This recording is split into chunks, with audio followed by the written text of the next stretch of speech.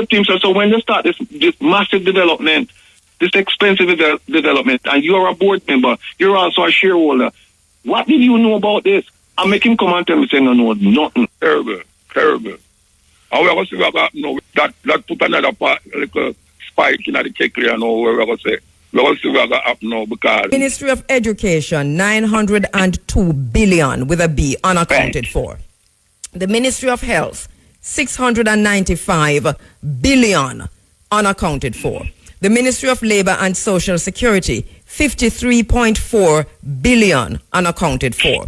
The Ministry of Finance and the law say whatever left over in this financial year, you have to give it back. Tell us you need it, and the ministry will give it back to you. Well, what the Auditor General said here is in December 2019, PARC did not surrender 172 million that was not spent on the social protection project as required by law. So I'll go and close off this part by saying, KABU, the last time I checked, all of the taximen I listen to you. If them not follow the road traffic act, what happened to them? Exactly. Viewers and subscribers, Wagwan, open are doing good, open are doing great. So my people, we're there again on the Soul Chat TV, and this is the latest stepping race as of December the 12th, 2024. Yeah, man, the latest, my people. Now, in this one, KABU will be filling out for Mutabaruka, as well as Mutabaruka will also be calling in, on the phone line and, saying a thing or two, but, KABU will mainly be taking this program over. And there's so much that KABU discussing this one that is really, really important, and a lot of terrible things that is going on in Jamaica with, the politician them stealing from the people. It's crazy, my people. Billions of dollars, hundreds of billions of dollars have been stolen from the Jamaican people, my people. It's terrible, and this politician thing need to get down, my people. You really, really need to get down. Yeah, man. So ones and ones, let's stay tuned for this, and before getting into it, it's a Black Power movement. Drop a like and subscribe. Share to a friend or a family so they can be a part of the move. Now, let's take a walk, check out, and, see what they have to say down in the comment section. Let's go. All right, we're back with you inside of the Stepping Razor, brought to you courtesy of, the hour between 2 and 3, brought to you by New Energy by Gatorade. Start at the top. Mutabaruka is online. I'm KABU. I'm sitting in for Muta. It's just You're not sitting in for me. Look here. I want to welcome to the club. Yes, and I want to say to you, I'm very happy that you're at the other end experiencing what others experience. I want to tell you that you are experiencing what I experience every week. I know. Yes, I know. I know what I'm talking about. I do know what you're talking about. What an experience this is for us. I tell you. All right. And just before we went into the break, I was saying to you that Biden and Trump are guilty of the same things. In particular, the documents. So Biden had documents in a garage, pant up a car, in a house and all of it. And they didn't prosecute him for it. And Trump had the very same thing, but he was prosecuted.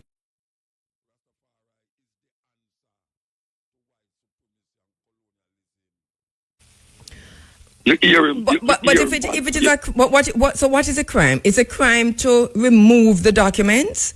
Because if my understanding, if there's a crime that these documents are not supposed to leave the security, the space of the White House, if that is a crime, then they're both guilty of the same crime, and then you take it as you go down the road.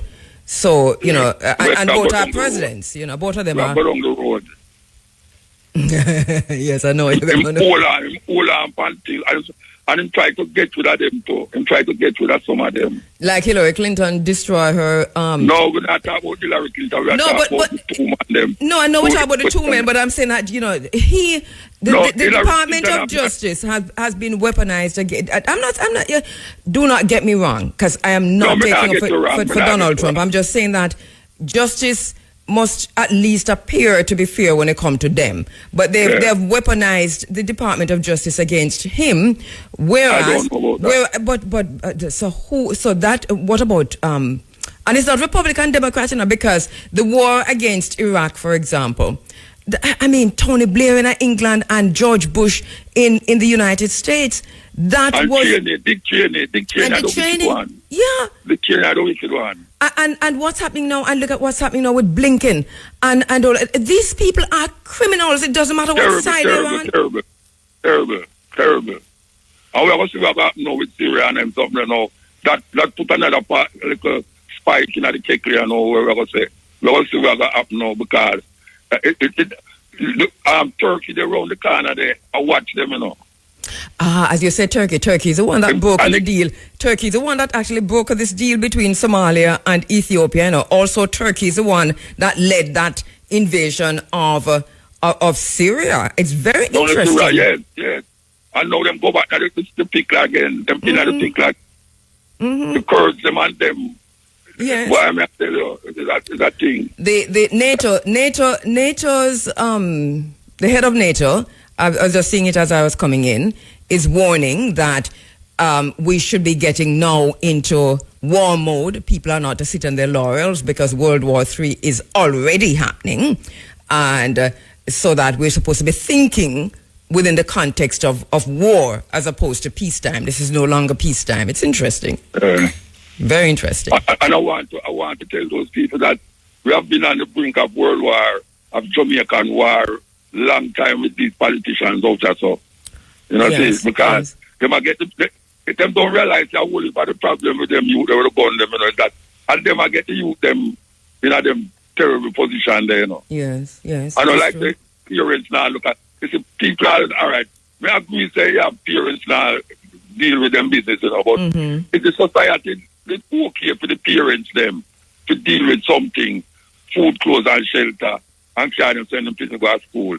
Them unsought, you know. It's structural. I agree with you, Muta. I agree with you. It is structural violence. And structural violence, you have violence in the healthcare system. Don't try to be sick. You cannot afford to be sick and you cannot afford to die because you cannot pay for it. So it's structural violence against the people. Structural violence in the education system where the classroom is now a war zone, and we are seeing now where so many... You can't believe that, Rasta. I mean, I think the big have a gun, a 7-year-old youth have a big gun at carry that school. How did this happen? We were always getting to this place, and you're right, I agree with you 100% that the so-called politicians, the so-called leaders, they have abdicated their roles, but we have a role to play in it too, because when we say we mean we the people, I mean, because in watch out, I have tried for a long time, you know. True. Watch man to the danger, I know one of the people them. The blood up on him shoulder. I mean, I put the people blood on my shoulder. I have to warn you, because you know how it works in this space. I have to go for a break, man. You should have called me 20 to 4. I should have. I have an interview on this, but Muta. I still go where I go. Safe travel for the high seas. Yeah, man. Until we link again. In a hotel room. To safe travel in the hotel room. Mutabaruka there. We're in for Muta today. We're going through until 5:45. Lots happening on the island, and we're going to be talking about some of them today in a little while. We'll be delving into the matter of the unaccounted for $3 trillion unaccounted for. JAMB investigation has brought that to light on the back of the Auditor General's forensic audit. And then later on, more issues to bring to the fore. The Integrity Commission report, again, another report. The Prime Minister says he's been targeted. Action speaks louder than word. It is what you do. You are not what you say you are. You are what you do. We're watching. They told us when they gave themselves 200% salary increases that they would be doing better. Are you feeling any better? When last have you been to a hospital in Jamaica? How long did you have to wait to just register? How long did your sick, your ill relative, friend, parent have to sit on a chair, a bench, or the ground before them treat them? Do you feel better? Are you feeling any better? How is that going for you? They said they would do better when they gave themselves 200% salary increases. How are you doing? What about those who said they wouldn't take the salary increases? What about those who said that they would be giving their salary increases to the people? How are you doing? How are you feeling? Who keeping check of what's happening with the salary increases? 200% is what they gave themselves. Hey, remember the massive salary hike for the political directorate? Raked in huge salary increases with compensation to members of parliament and cabinet ministers surging past 200%. Members of the legislature sat and listened as the finance and public service minister, the then minister Dr. Nigel Clark, announced the massive salary increases. And the people demonstrated and the people spoke out loudly against it, but they still went ahead with it. Minister Clark, I put it to you that Minister Clark knew that he wasn't going to be here for much longer. That when the people went and demonstrated, led by the Advocacy Network, in front of the Ministry of Finance, that the minister knew that he wasn't going to be around for much longer, so it didn't matter. Advocacy Network could have demonstrated from now till next year, and the people could have called from now till next year. It just never matter. All right, on another matter, which is quite connected, I think, we have on the phone lines right now my next very special guest, and we're going to be talking about a vexing issue. It's in the news. We're all talking about it. Let's get behind it.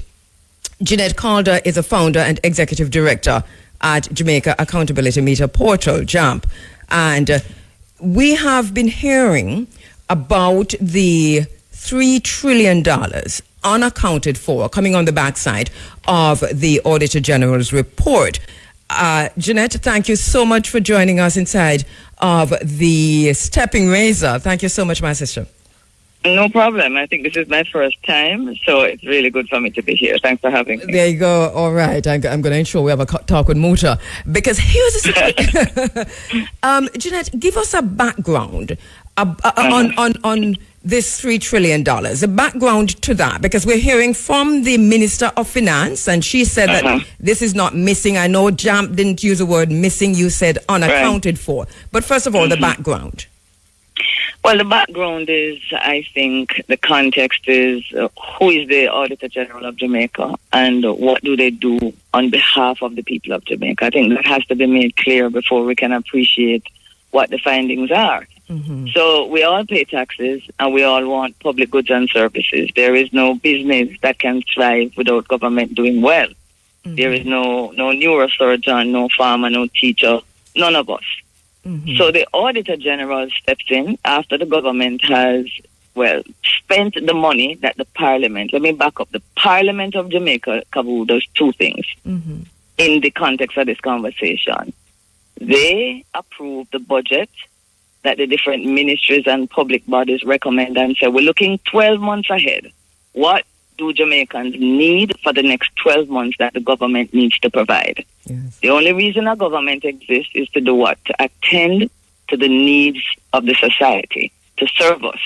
So at the end of March 31st of March every year, there's a budget passed, and in that book are all the spending that need to take place everywhere in government for you and I and everybody listening.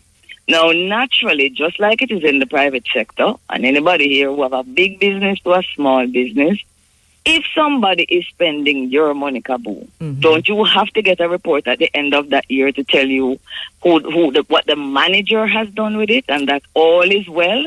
And that in the spending of the money, the manager has also followed all the tax laws and all the financial laws of Jamaica. That's unreasonable? Very reasonable.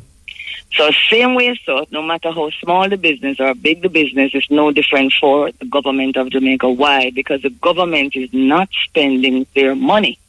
They are spending our money. Mm-hmm. And so we have an auditor that the government, the Parliament of Jamaica created long before we ever had independence. This Auditor General has existed, over 100 years. Mm-hmm. And what they do is they check the financial reports that every entity comes and says, this is what I spent last year. She looks in the budget to see, is that how much you were to spend? Did you go over? Do I have the receipts, you could call it, for everything you spent? Can I check and see what you bought and where they are? Mm-hmm. And then once everything is okay, KABU, what do you think she do? She goes back to the same parliament that approved the budget. She gives that ministry the thumbs up and say, all is well. Right. But if all is not well, if we buy a computer and car and she can't find them, or she can't get the reports so that she can check to see what happened with her money, she has to tell the Parliament of Jamaica that she can't even get those financial records in order to be assured that our money has been spent well and within the law. So that's what discussion is about. All right. Are the ministries of government providing the government auditor, the people auditor, with financial reports so that she can tell you if things are missing or if things have gone well? So KABU, in short, if you don't give her those records, she can't tell if things are right or wrong. Mm-hmm.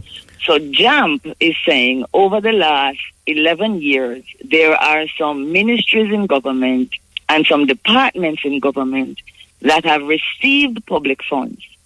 We can't tell you that they're missing because until the Auditor General gets the report, she can't verify anything. Right. So that underscores the point that JAMP is, and I think we need to underscore that point also, is that the point is not that the funds are missing. So what the Minister of Finance is doing amounts to smoke and mirrors. You never said the funds are missing. They are unaccounted for. In other words, we can't tell how you spend the money. If you buy 2 sticks of butter, we don't know if you buy, but the money not there. Correct, KABU. So that sounds frightening to you still. It is very frightening. So that's my point. Exactly. That is, we must be accurate as a people and we must be fair. So we stick to the facts and the truth. They are not missing. But there's one other thing I want to quickly say that the minister has said, which is still important. Mm-hmm. The minister says, even though the Auditor General has not gotten the annual report, it's not that nobody in government don't know what is happening. The minister's point is that the Ministry of Finance, as is required by law, gets on a monthly basis reports from the different public entities. So the minister is saying, well, the Ministry of Finance, it kind of feel that things are in order. So then what is JAMP's problem if the Ministry of Finance is saying that? Yes, what is JAMP's problem? JAMP's problem is that there is only one entity in government that can tell you if things are in order. So yes, the ministry gets those reports, but the ministry is not the auditor.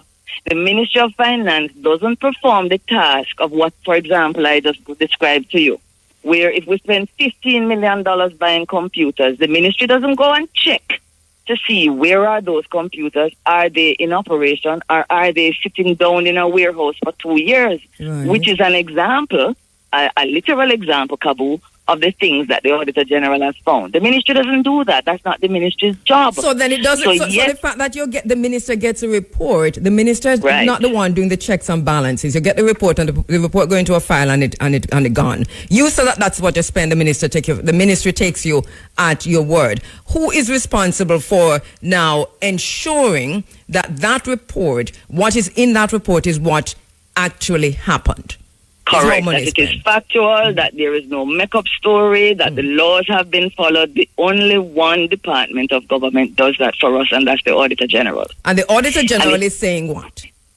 And the Auditor General is saying, if you have not given me, for example, if the Ministry of Education for 9 years has $902 billion have been allocated, and you haven't come for 9 years and handed over to me your financial report so I can double check and tell Parliament and the people everything is okay, then all is not in order. And I cannot give the people the reassurance that all that has happened in the Ministry of Education for 9 years, I cannot tell them that all is well. Which ministries are we talking about here, and how much unaccounted for in those ministries? All right, we are talking about, I admit you caught me on the road, KABU. I have your document. So do you want me to read it through? So yes, fine, that would be great if you have it. So the Ministry of Education, $902 billion with a B, unaccounted for. The Ministry of Health, 695 billion unaccounted for. The Ministry of Labor and Social Security, 53.4 billion unaccounted for. Can you stick a pin right there for me, KABU? Yes. Because I want to make a very important point. Those three ministries, and you're reading out the three that, are very significant, outstanding in terms of years of waiting. Those are what we call the social sectors of Jamaica, meaning these are the three ministries that really looking out for us. Education gets the largest share of the budget after we pay our debt. Then health.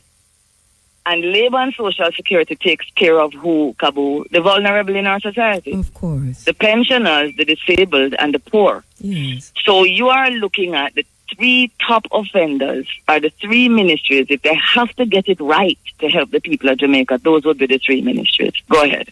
And yet unaccounted for. I know we're coming up on a break, and it's going to be a longish break, but I'm going to ask you either to hold or to hang up and we'll come back. It's a little longish break. But let me go through. All right. So the Ministry of Finance, $111.3 billion unaccounted for. The Office of the Prime Minister, $12.02 billion unaccounted for.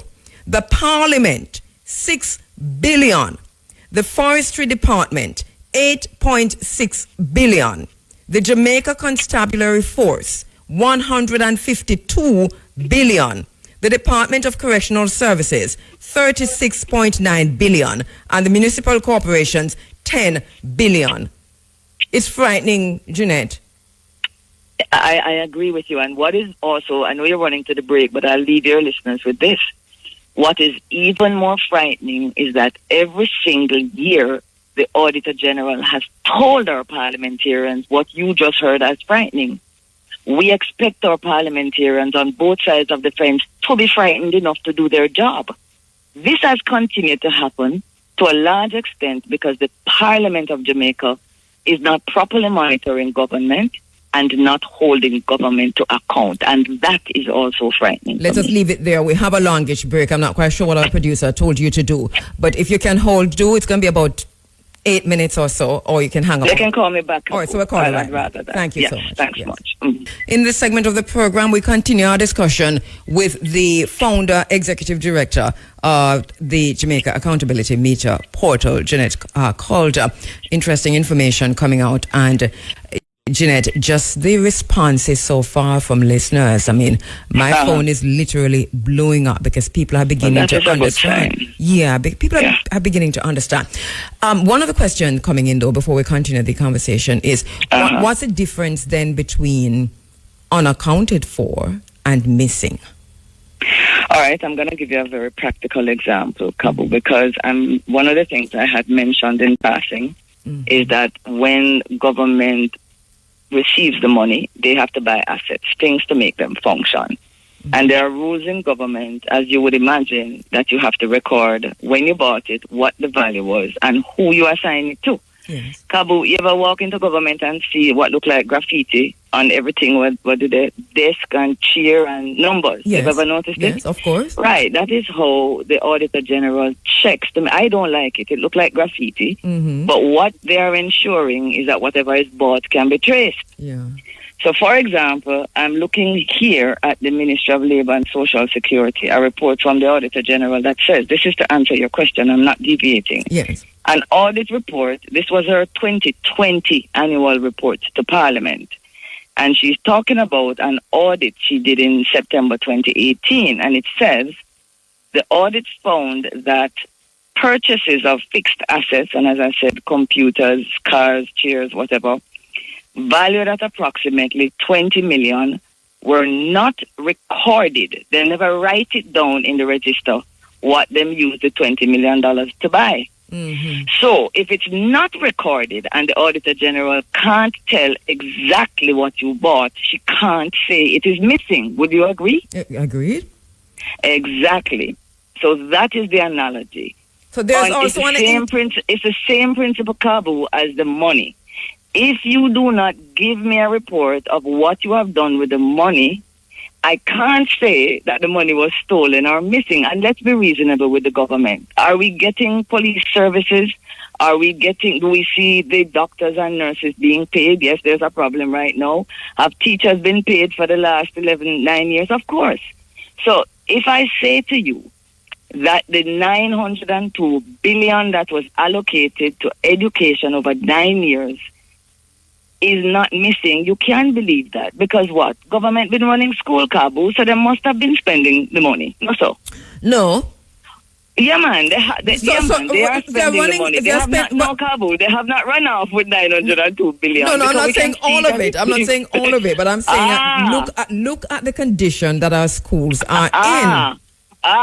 But hold on. That's the first place we have to begin if we're going to be fair.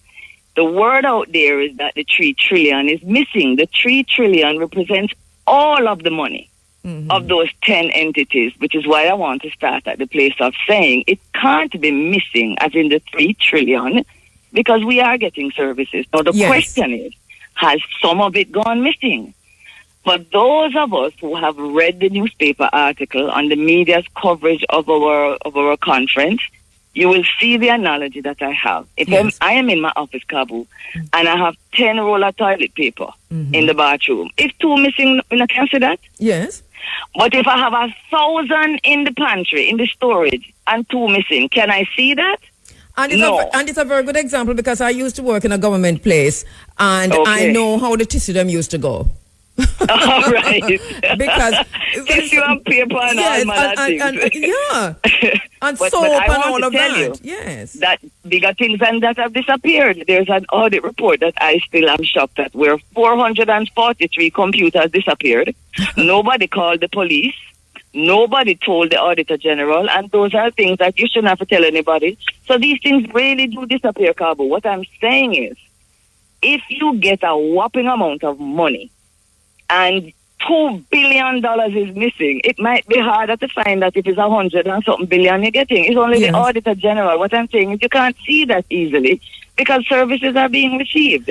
I think it's a simple point I'm trying to make, KABU. Yes, and the point is well made. 3 trillion. Yeah, man, the 3 trillion is not gone, but it is true to say smaller amounts could be missing, but until the Auditor General gets these reports, she can't tell you. And this is why we have to get rid of the semantics, because this relates to all of us. This is a national crisis, and I think that we should all step back from this, stop throwing blame at each other, and to say, but if this is what is coming out of the Auditor General, JAMP is a credible organization, then let us listen and try and see how we can best fix it. Yeah. How comfortable or how satisfied are you with the minister's response? Well, I can't honestly say that I'm satisfied because I am happy that the minister came out and reminded even JAMP, because I can't say I had remembered, and it is true that these monthly reports and cash flow reports go to the Ministry of Finance. So it is good to know that all isn't, nothing is happening. That was a very good reminder. But I think that the minister would agree with me that, well, I hope she would, that when she said to Jamaica yesterday, all is in order, I don't think that's an accurate statement, because the only entity that can actually say that, KABU, is the person who audits, meaning the person who checks to make sure that all is in order. And who does that? The Auditor General. So the Ministry of Finance is not empowered, enabled, or authorized to determine if things are in order. Let me explain what order means. Here is how much money you got. Did you spend more than you did? Here are the laws that the Parliament set for how you spend the people money. Did you respect the laws? Now, KABU, I'm going to make what I hope is an important point here. While the Auditor General has not received from the ministries and from departments their financial statements, she's not sitting down there twiddling her thumbs, crying in her soup and saying, oh my, nobody remembers me. She has the authority in law to walk into any office and make some demands and do some audits. So even while over the last 11 years, she's not getting what we call the official financial records for a year, she's auditing. Now, I'm going to share with you, using one ministry, in the interest of time, some of the findings that she has brought back to the Parliament to demonstrate why I say the minister's statement that all is in order is really, not accurate. Let me just give you 5 examples. Using the Ministry of Labour and Social Security, just one example per year going back 5 years. It will take a minute. Go ahead. 2023, National Insurance Scheme. This is what takes care of pensioners, yeah? And the National Insurance Scheme is under the Ministry of Labour and Social Security. It says here, despite being the subject of previous audits, the National Insurance Scheme has not accounted for outstanding employer contributions in their financial statements, meaning when I look at some of these statements, there are some employer contributions outstanding. Remember what NIS is, your employer have to contribute to your future pension and you have to do it. Remember, KABU? Yes. So if the NIS has to get from every employee and the employer, the Auditor General is saying, but I am not seeing where there are collections here from the employer's contributions. What is the value that you can't find? $6 billion. Hold on to that for a second. And that should be of concern for people who want pension and might not be able to get it because the contributions weren't turned over. I said to myself, what else is happening in the ministry? Here is another example. Despite previous audit reports, it says again here, the ministry operated contrary to government guidelines when it exceeded the budget called Object 21. KABU, you know what Object 21 in budget language is? What is it? Salaries at the Ministry of Labour. Now, hear me, KABU. What government had to do at some point in time, if you give a ministry 100 million, they will come back and say, boy, me spend 100 million in our parliament. But the Ministry of Finance realized that they will take some money, maybe from rent if they save it, or some other project that never happened, and add it to salaries.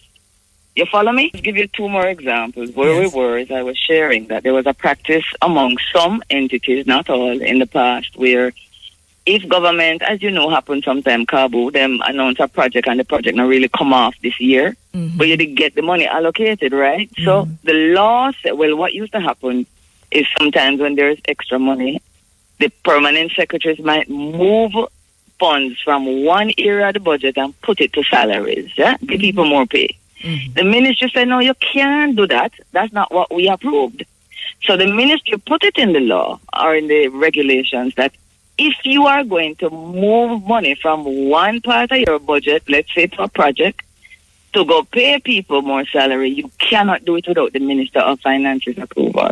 So here we have an example where in Ministry of Labour and Social Security, the Auditor General is saying that despite previous audit reports, what she's saying there is, I've been saying this and talking about this ministry for a while now, they are saying that there are 19 occasions when the ministry exceeded its budget on salaries because it moved money, 75 million, from one area of the budget into salary.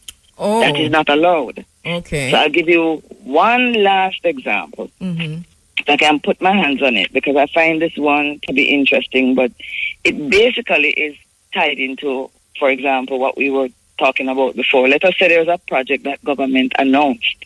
Here it is. In 2019, not so long ago. This is just an example. She has here in a previous audit report, PATH. Every Jamaican listening know about PATH and how it's important. Right, KABU? True. PATH was advised that at the end of all the projects, any unspent money has to go back to what? What you call it, the government bank account. You can't keep it, KABU, and say, boy, we're going to spend it next year on the same path. No. The Ministry of Finance and the law say, whatever left over in this financial year, you have to give it back. Tell us you need it, and the ministry will give it back to you. Well, what the Auditor General said here is in December 2019, PATH did not surrender 172 million that was not spent on the social protection project as required by law.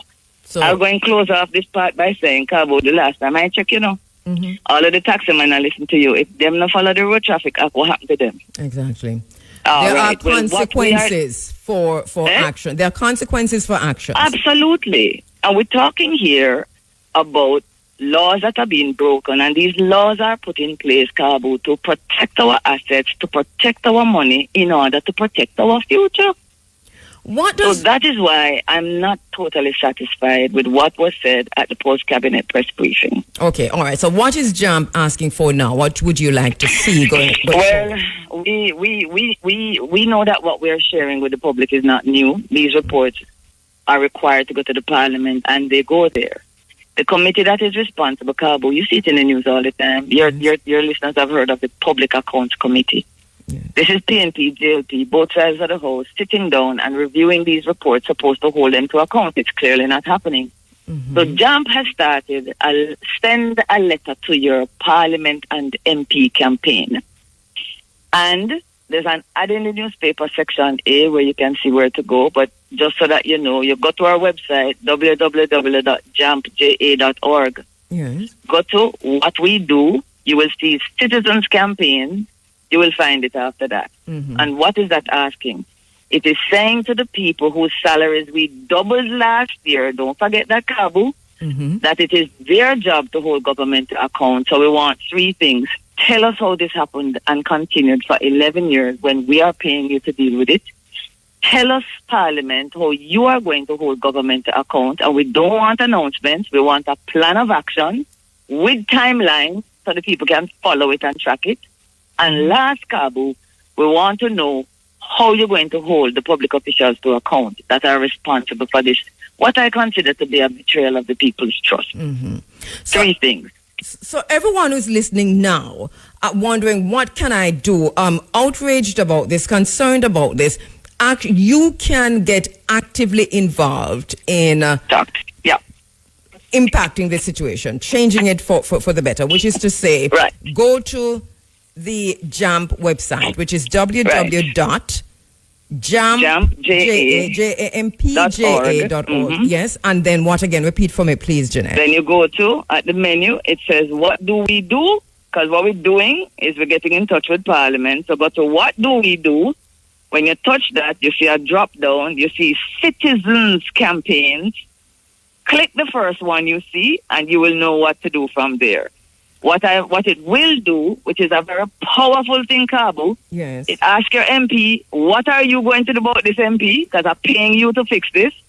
But once you do that, whether or not your MP pay you any mind, a copy of your letter goes to the Parliament on the record, so the Parliament can see how many Jamaicans are saying this cannot continue.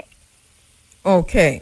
All right, so I'm on it now, Jeanette, and I'm going down the page. Why am I not seeing Citizens Campaign? Did you go to what do we do? What do we do? I click on that, and then says what drop down? It says JAMP accountability meter, JAMP at work, that, and then monitoring tools, national budget tool. No man, KABU. When you go to the website, there's a menu at the top. Who we are, what we do. Click on what we do. Yeah. Yes.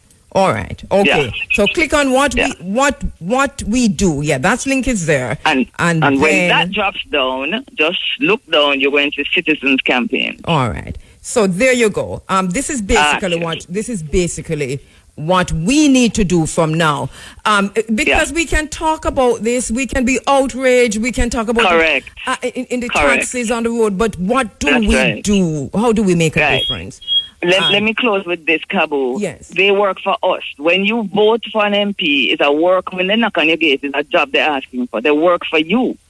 So when your employees haven't done their job, you don't have to get in touch with them. That's right. So if we don't start talking to the Parliament directly, then we are part of the problem, which is why I think this letter is a powerful. The employers, which we are, standing up and saying to the employees, do your job. All right. That is it. Thank you so much, Jeanette. It was a pleasure. I hope that helped to clear things up today. Very much so. Big help. Right. Thank you so much. All right. So that's Jeanette Calder, the executive director and founder at the Jamaica Accountability Meter Portal. This is not a simple matter. We have to hold those who we have elected and those who they selected, who are entrusted and who we put in trust of leading this country, of being in charge at certain levels, including having the responsibility to spend our money, because it is our money on our behalf, that we have a responsibility to ensure that they are held accountable and that we're not shafted. It's basically what it is. I know that we feel sometimes that there's nothing we can do. But here in this case, it's something that we can do. So go to the JAMP website and go through that process of sending off that letter to the members of parliament. A whole heap of criminality, and we're not going to stand by and allow it to continue. I will now say, we're speaking on behalf of ourselves, right? We see the problems in the system, and we have a responsibility. We have a responsibility. Enough thievery. I told you before we started this segment of the program that when you look back at the 200% that they allocated to themselves in terms of salary adjustments, salary increases, and what they told us at the time, and the people bought into it, which was that if the MPs and the members of parliament and the politicians and their minions, if they get more, 200% increases, if they get more, they'll deliver better. But even if it never happened under your government, if it never happened under your regime, because you now say that you're going to be doing better and you deliver better, then we expect better from you. And it's been a while. We want to go to the phone lines for my next. So I want to go to my next guest who was online just now. We just lost you, Wilfred Rattigan, attorney at law and a former FBI agent, a premier high-achieving and experienced former federal law enforcement manager. And hardly need any more introduction. He is well known in the space and in Jamaica. Mr. Wilfred Rattigan, thank you so much for joining us inside of the Stepping Razor. Again, welcome. Not a problem. Glad to be here. Always a pleasure. Good to have you. So here we are again. We have to put things in context. I know why you laugh. We have to put things in context. Or should I read this now? Vivian, your friend just walked in, so I have to and handed me something. Should I read this now? All right. Okay, so last time we spoke, it was about the Integrity Commission report. We both had gone through it with a fine-tooth comb, and people might be confused as to whether or not this is a separate integrity report or it's an addendum to the first one that come out. But basically what we have here is the Integrity Commission once again putting out a report suggesting impropriety on the part of company or companies related to the Prime Minister, right? Mm-hmm. Is this a separate report? Is this a whole different separate thing? Yes, it's something completely separate. This one, the first one had to do is statutory declaration. And by the way, good afternoon to your listening audience and your staff, and to you. Yes, so the first one had to do with the statutory declaration.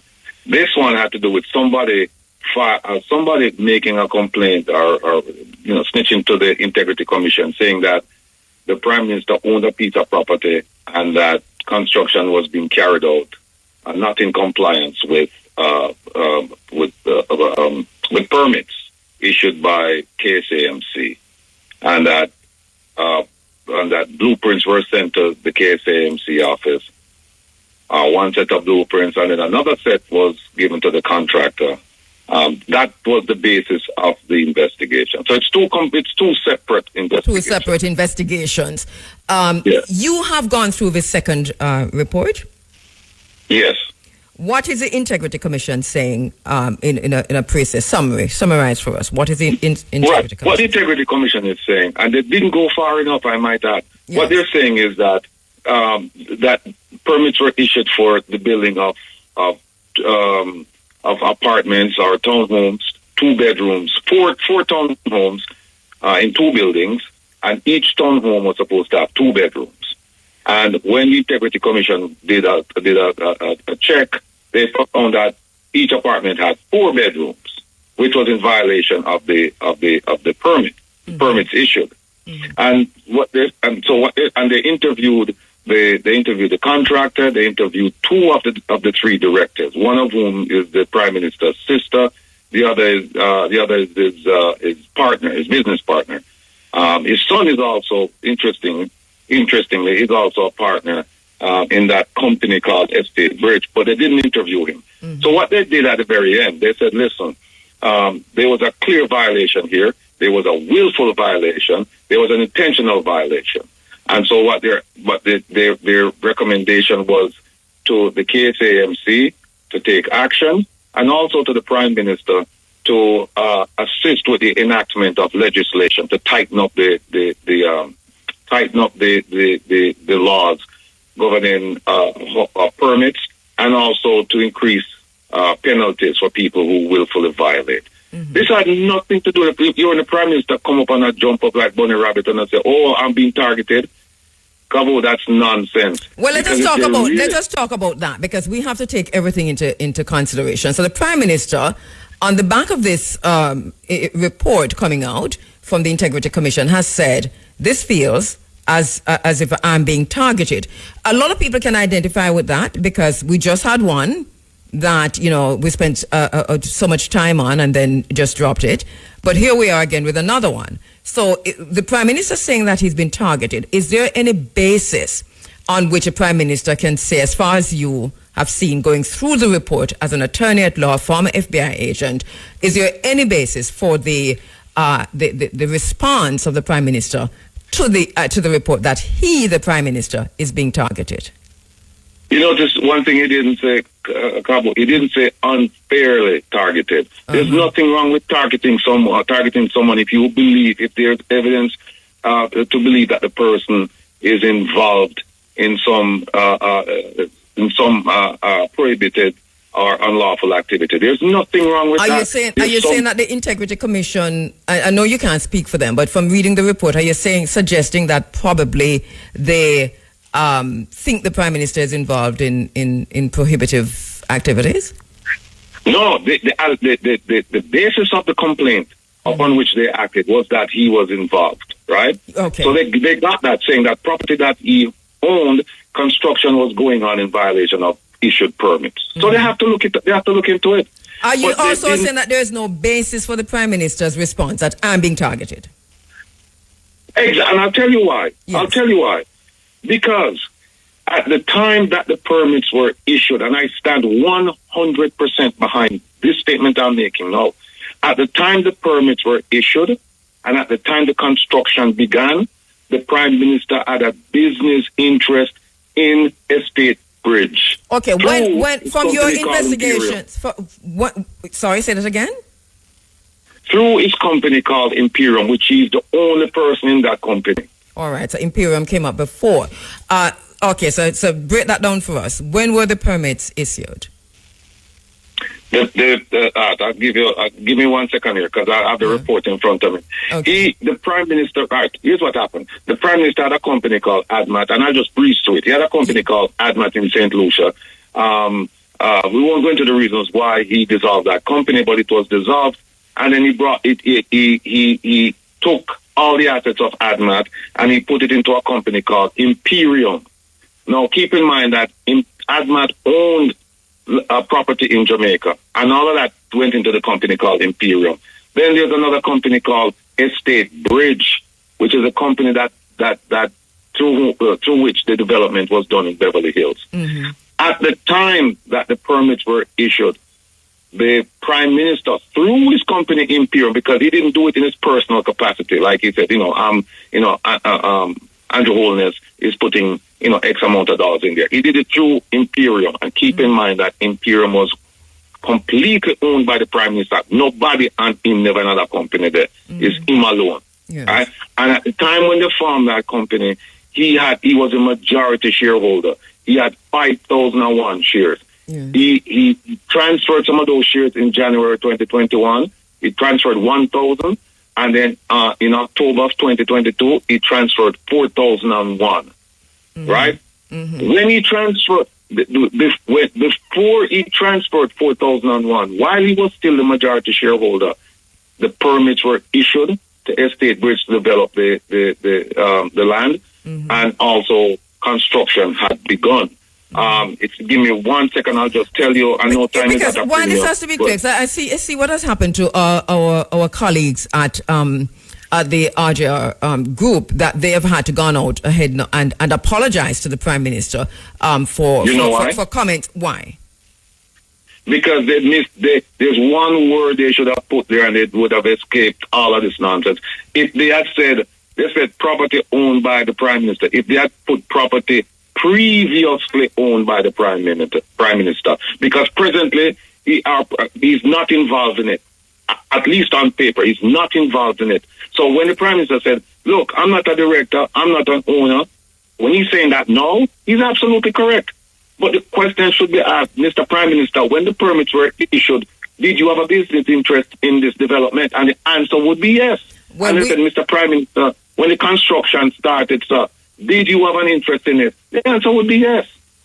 And you're saying this based on the time between when the permits were issued and the time that the investigations were done. Right. They gave him, and the permits were issued on July 12, 2021. Now remember, he didn't give away shares until October 2020. I think it's October 2022. That is in the report. That is in the report.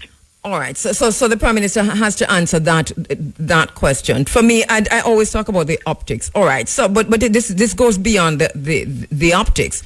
But I really wanted to get an idea as to why the Prime Minister has come out to say that I am being targeted, because that's an emotional response, as opposed to, to say objectively what happened. And that would have been easy. He owes the nation that.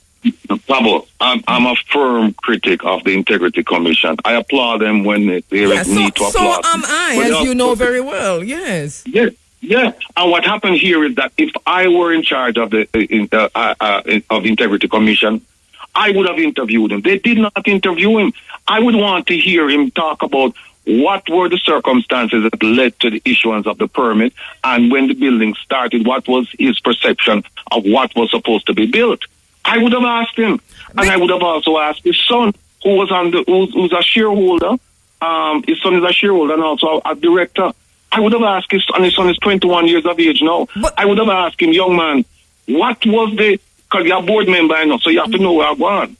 As only 3 board members, the son, the auntie, and a friend.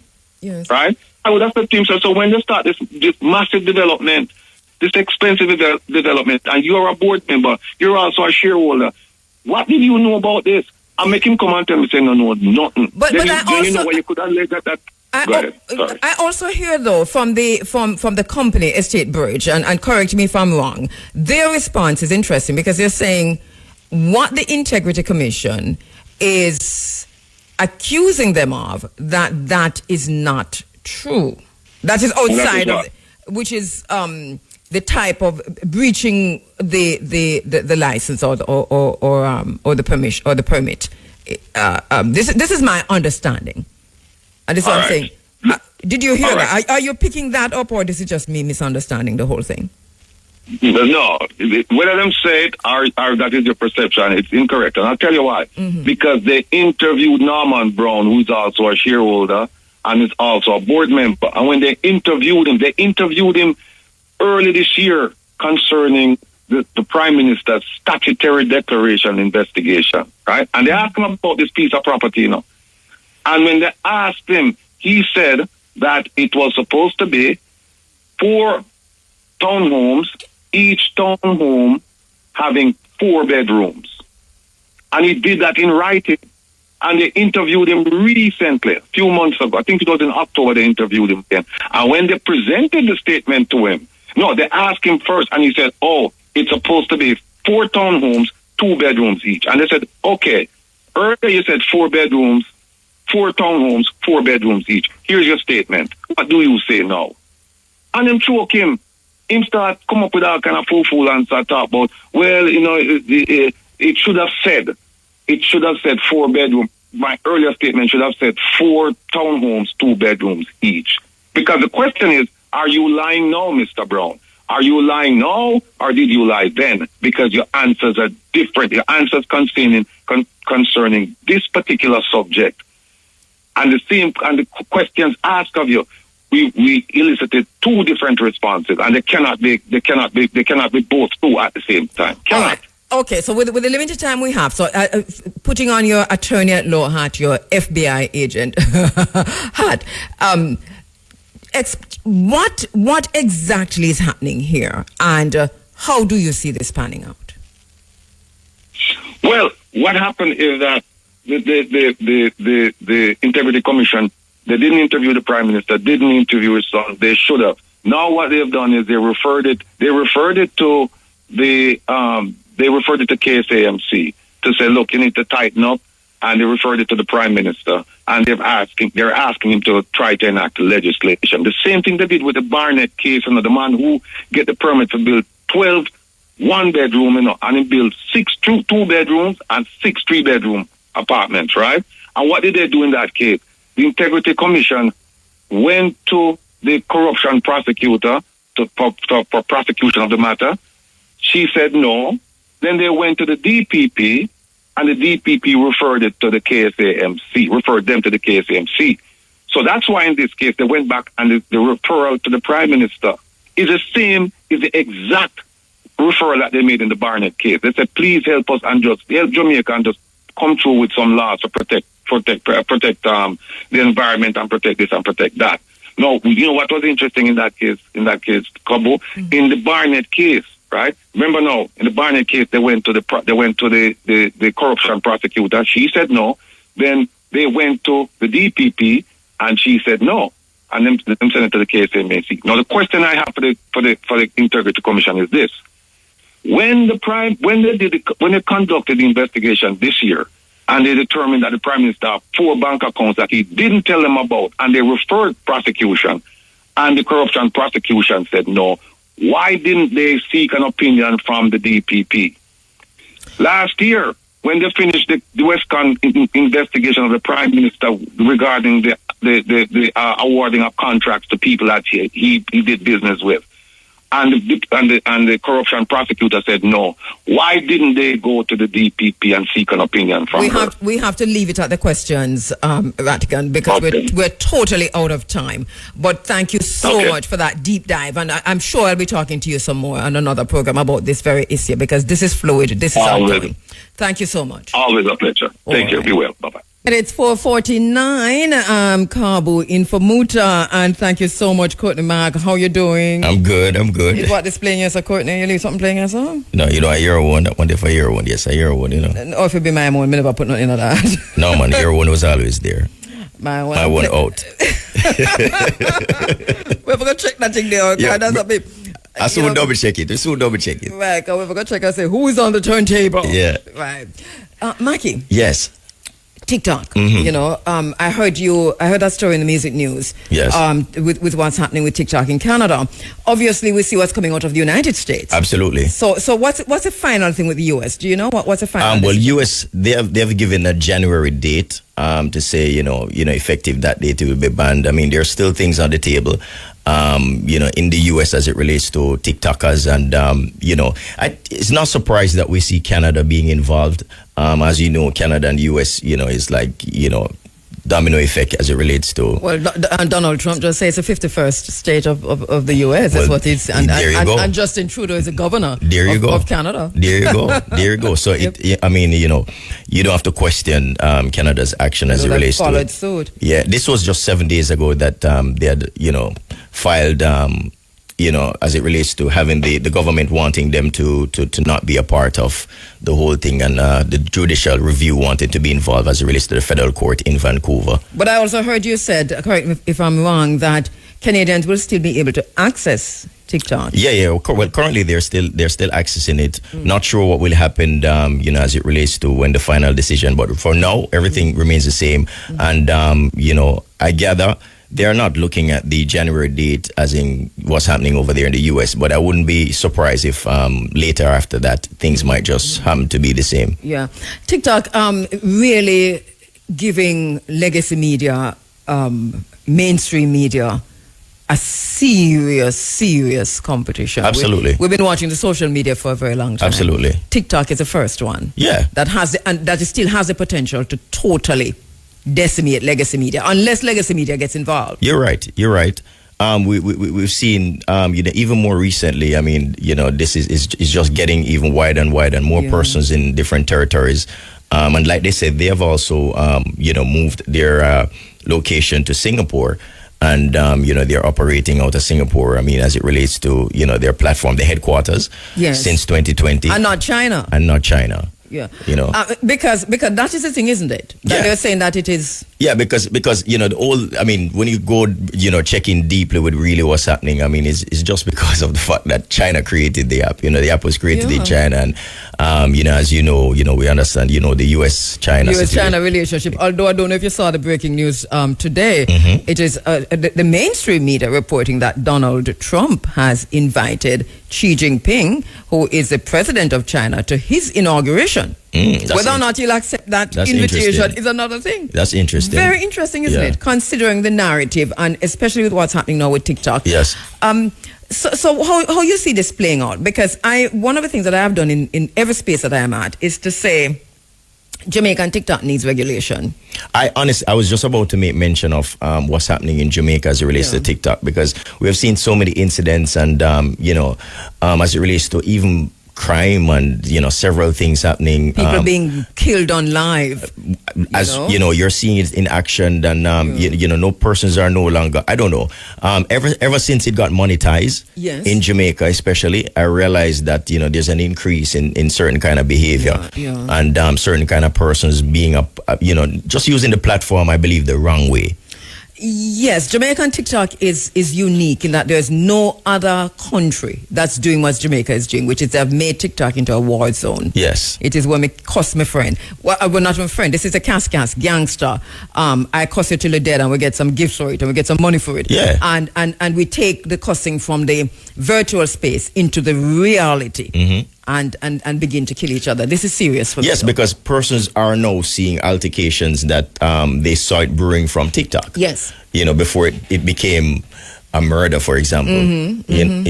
So we're seeing where, and everybody's on TikTok, as it relates to age groups and so on. Yes. Not quite sure if they will do anything regarding to that as it relates to US or even Canada regarding to the age group. I know, this is a situation. Well, Australia has done something. Australia has recently done something as it relates to, social media by extension in general. And I thought that was a good move. Very good move. Yeah. I'm wondering if we can take such a stringent step, but I think we need to do exactly what Australia has done in our spaces. I was talking to Dutty Berry last night about this very same thing, and he also agrees that he's a YouTuber and a TikToker from the very longest time, right? Because we have a national crisis, wouldn't you say, with TikTok? I believe it's now becoming that. Yes. Yeah. Yes, I definitely say that. The last recently, between especially this last quarter, we've seen an emerge in terms of persons as it relates, even with social media and the violence and crime, all of these things, and so on, and just straight wickedness, if you ask me. Yeah, absolutely. And it's something of concern. I'm watching to see what the authorities will do as it relates to that matter. Something has to be done, though, Maki. Definitely, something has to be done, and quickly. We talk about crime and violence in Jamaica, but if you're on TikTok, you have a very good idea of how a lot of this start. Yes. And where it and how it is going to play out, because the gangster them depend on TikTok deep. You know what I like about TikTok, though, the positive side. One of the positive sides for me. Tell me. Is that when something is happening, these TikTokers are very serious. These content creators, they'll have their phones out there on the scene of the crime or the scene of the event. And go live. From beginning to end. And this, I think, is brilliant. For me, it is citizen journalism. And it is working. It works for me. I follow all of them. And I watch all of these lives. And this is how I keep informed about, just happenings across Jamaica. But another thing that I noticed, the last one we were watching in in Clarendon. It was a Clarendon where the murder. The intruders barricaded themselves inside of the establishment there, the Chinese. Got you. Yeah. They went live, you know. So I saw something, just as a matter of fact, earlier on today, as it relates to somebody stealing, a group of men trying to steal a motor vehicle. Yeah. And there was somebody who saw, what was happening and decided to go on TikTok to do the video. Yes. But then there are a lot of persons also that were commenting and saying that, the same phone that you're using to actually video what's happening is the same phone you would use to call the police as well. So then there was the police must monitor TikTok. There was a little bit of mixture. I understand the sentiment. There you go. But if you see, so they're videoing it because they don't want the person to see them videoing it, or so they're videoing. Everybody's seeing what they're doing. Yes. They're blocking the car. They're moving parts of the other vehicle so that they can't get in. But other persons are commenting, "Where's the phone to call?" The police. But you don't know if they're not call the police yet. But I really do. I mean, scenes of crime, scenes of accidents. Even a criminal know to go live, because those criminals that barricaded themselves in the Chinese establishment in Clarendon last week, they went live. And a lot of people are saying that they went live because they didn't want to be killed. So, when the police break down the door and going on them, you see the virgin turn to the camera and say, Officer, we're live, we're live. To me, all of that is interesting, right? You see, what happened now is that even an altercation right now, a simple one. I mean, even as it relates to even being out in the streets and being approached by a police officer, everybody goes live on TikTok. I mean, that seems to be the new thing to do right now as it relates to. It works for me, that works for me. Yeah, well, it's for most cases, because I honestly don't necessarily like the how they are being approached, being videoed, and so oftentimes it gets a little bit offensive from both parties. And so there's a balance to it in that, and we spoke about that, where there's a negative side to this, but there's also positivity when it comes to citizen journalism. Yes, absolutely. They are the ones out there with their phones. They're the ones who are in the communities. They're the ones who can bring you the information immediately.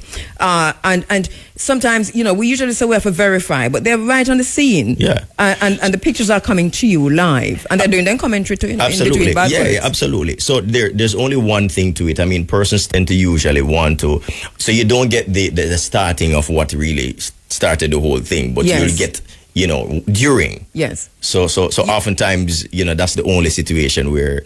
The other day I watched a press conference with the Prime Minister, right? Giving the press conference in the rain, and I was watching some random person TikTok live and he wasn't even. It's not like him a credited journalist, and him saying, Prime Minister, talk louder, man. We not hear you. The people in the live now hear you. But I was watching him too. Yeah. To hear exactly what the Prime Minister was saying. I was good with it.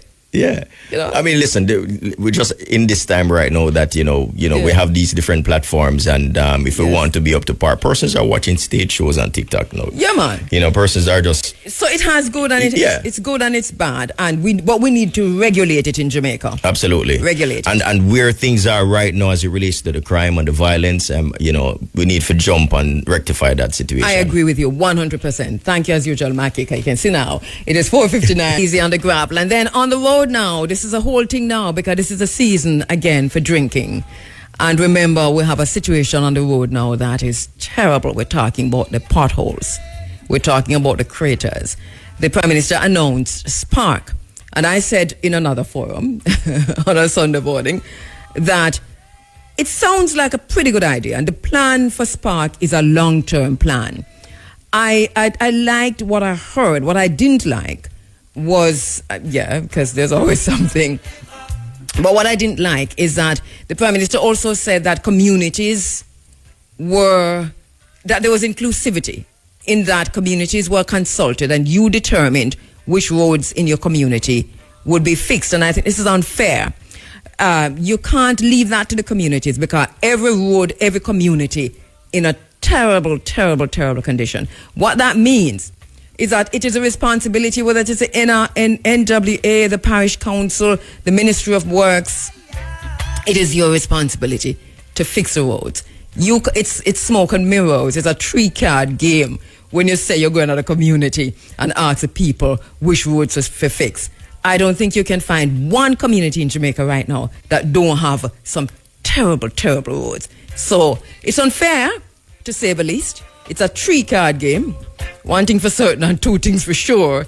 It is smoke and mirrors. So on this year day, the 11th, the 12th, sparks sound good, it look good. I like the fact that there's a long-term element written into it. And I hope that this time around that there is oversight of how the money is being spent. Because with all those roads that just fixed the other day, that now look like craters, like volcano erupt out of them. This is ridiculous. It means that something is very wrong in how we're doing things. So hear me now. Take time on the road. Take time on the road. Slow down. When you come up on one of these massive craters with them sharp edges, you are not going to go down in it. You're going to swing. That is reflex. It's a fight or flight. You're going to swing. And this, a lot of accidents on our road because people are swinging from potholes. We know that. So slow down so that if when you come to the pothole, you can brake properly. And the man who behind you who did already slow down, now going to ram in your back. And you take your time and negotiate the pothole. One thing me I tell you, you know, them pothole, you know, ordinary. I feel it for the people who have to travel long journeys on any road in Jamaica right now, to anywhere. It is the hardest thing. It's the hardest thing. I just do not know. It is frustrating. So remember that. We had some really heavy showers recently, flood rains for many, many days, and the roads them were never did fix good. They mash up, and they mash up bad. How you doing in St. Thomas? Hey, St. Thomas, how you doing? Generally speaking. Hey, Seaforth, how you doing? Hey, License Beach, you good?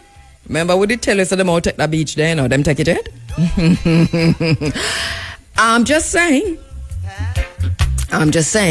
St. Thomas people, protect the coastline, protect the beach. I know you're thinking about the road right now, but you're out for lose every single beach in St. Thomas. We've been telling you that. St. Thomas is earmarked for tourism development.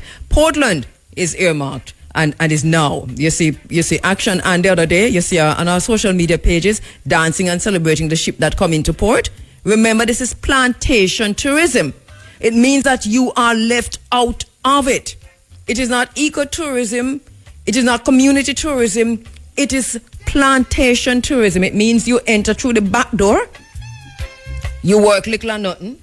You are in a position where you are witnessing prosperity, but you cannot access prosperity and you cannot participate in prosperity. And you are feeling exactly like an enslaved person. This is how it is set up. It is deliberately set up that way. It's plantation tourism. This is some serious business that we're facing as we go into 2025. And remember, Agenda 2030. Remember the World Economic Forum tell us, that Agenda 2030. You will own nothing, you will want nothing, you will be in charge of nothing, and you will feel happy. Let me tell you. And now the details.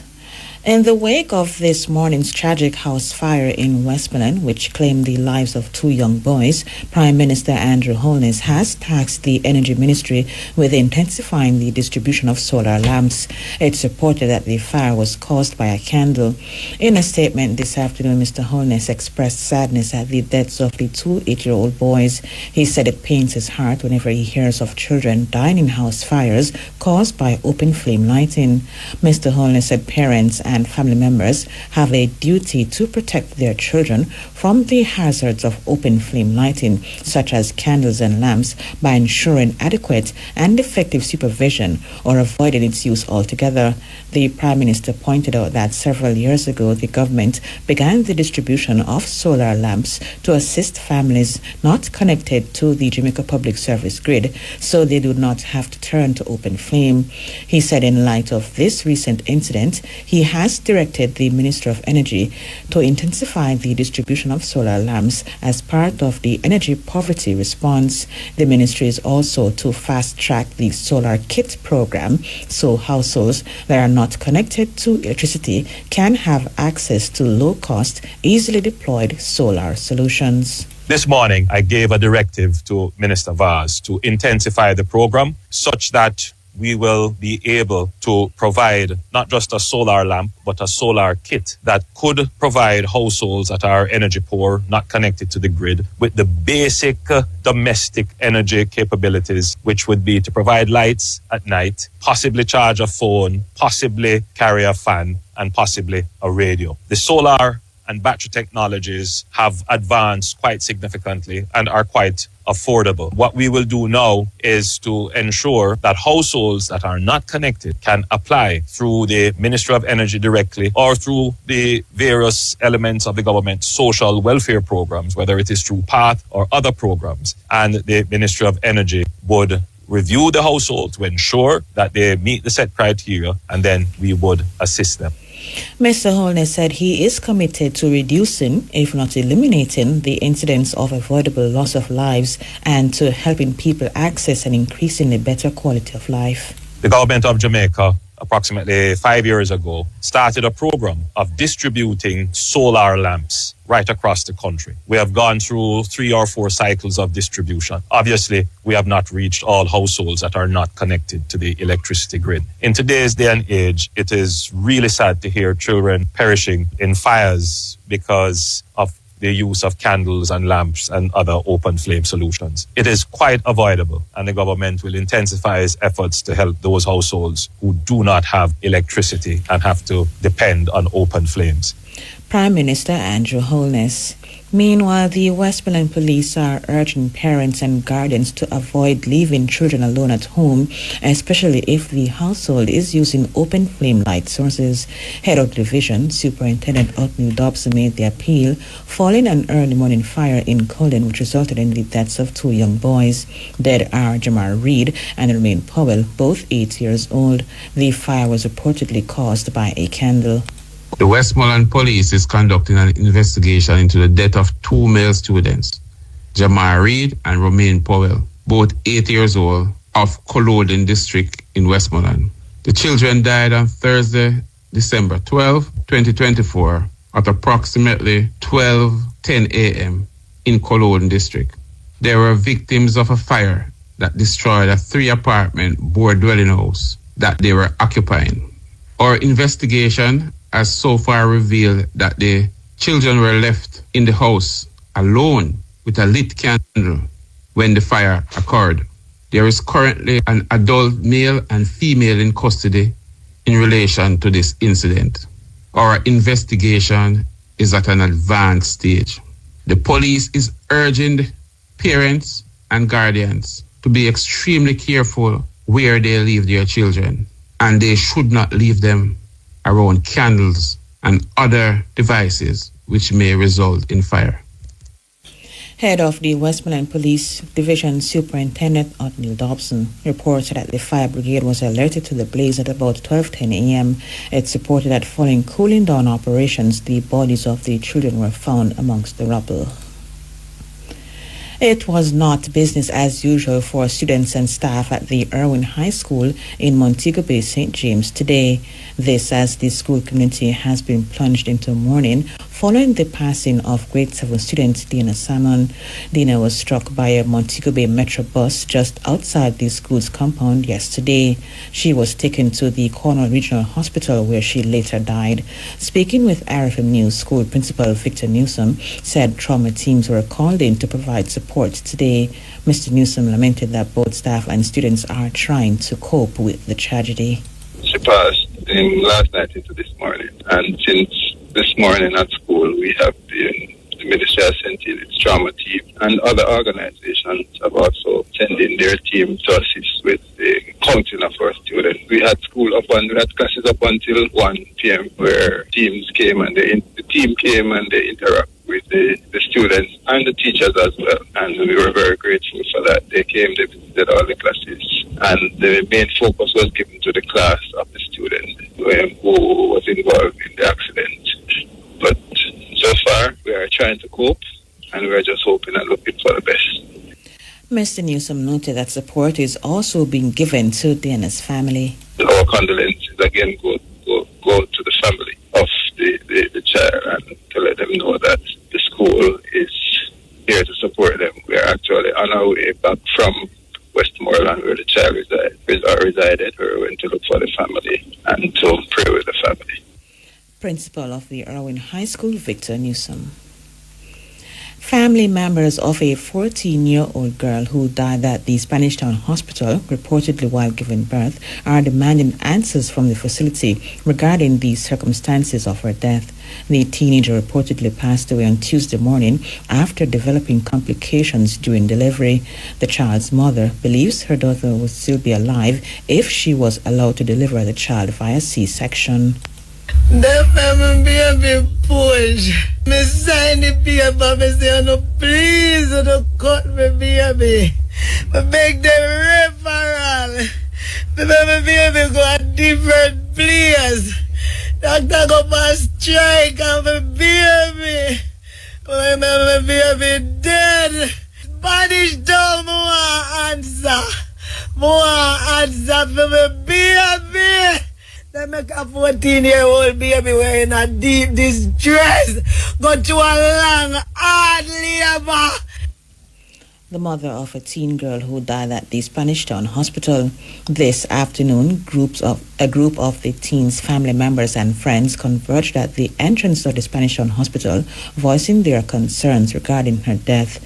Meantime, the hospital's chief executive officer, Jacqueline Ellis, told IRFM News that she and hospital's patient affairs manager met with the girl's mother this morning.